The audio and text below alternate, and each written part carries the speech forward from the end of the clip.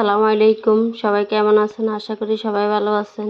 ইনশাআল্লাহ আপনাদের দোয়ায় আমিও ভালো আছি। আজকে অনেকগুলো ডিমের পিঠা বানালাম। এখানে কিছুটা ডিজাইন আছে, এখানে কিছুটা ডিজাইন আছে, আর কিছুটা ভাজার জন্য দিছি। এখন আমি সবগুলো ভেজে নেব একটা একটা করে।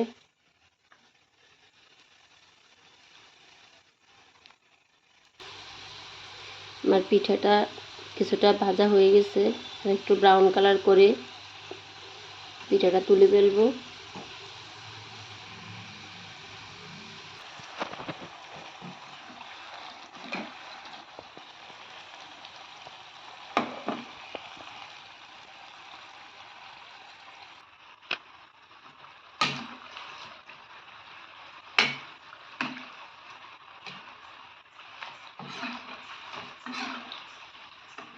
পিঠাগুলা ভাজা শেষ, এখন আমি সবগুলাকে তুলে নিব।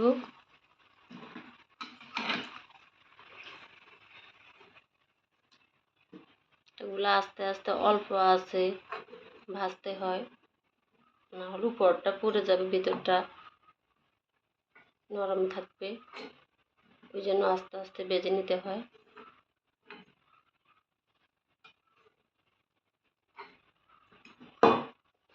কয়েকটা আছে, এগুলো আমি সম্পূর্ণ দিয়ে দিব এখন।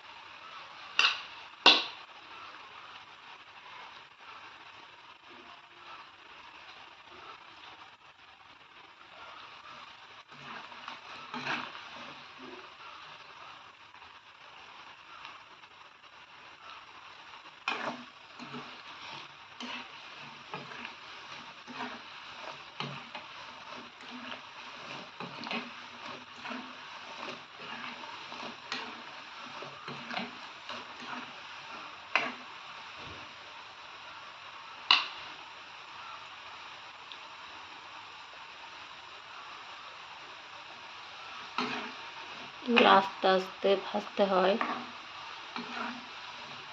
আমি চুলাটা একবারে ডিম করে দিচ্ছি।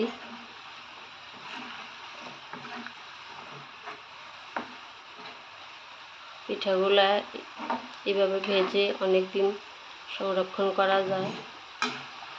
এয়ার টাইট বক্স করে রেখে দিলে আস্তে আস্তে যখন মন চায় খাওয়া তখন খাওয়া যায়।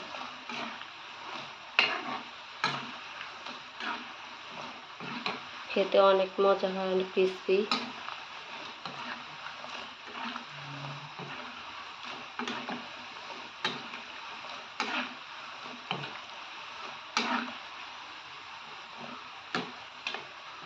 এখন আমি তুলে ফেলবো, ভাজা শেষ। আমি চামচ দিয়ে লাড়তেছি। পিঠা তোলার যে ছাঁকনি ছিল ওটা আমি নিই নাই, হাতের সামনে চামচ ছিল, ওই জন্য চামচ দিয়ে তুলে নিলাম।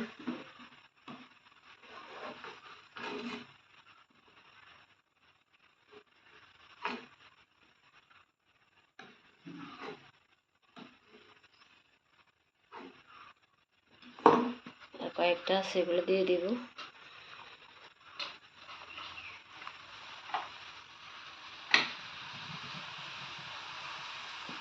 তেলটা অনেক গরম হয়ে গেছে।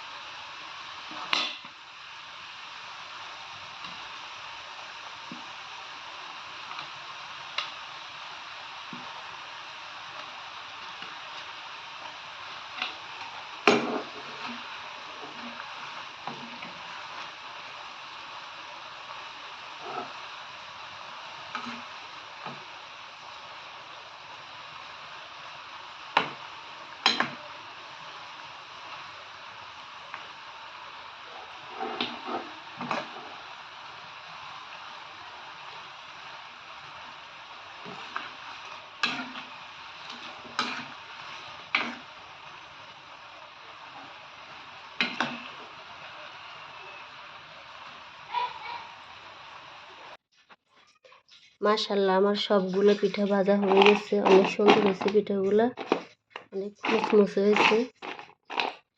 সবাই যদি আমার পিঠার পুরোটার এবং কি সম্পূর্ণ রেসিপিটা দেখতে চান তাহলে আমার কমেন্ট বক্সে জানাবেন। আসসালামু আলাইকুম, সবাই ভালো থাকবেন। আমার চ্যানেলটাকে সাবস্ক্রাইব করবেন, লাইক করবেন, কমেন্ট করবেন, শেয়ার করবেন। আপনাদের ভালোবাসা পেয়ে আমি যেন আরও এগিয়ে যেতে পারি। ইনশাআল্লাহ সবাই দোয়া করবেন।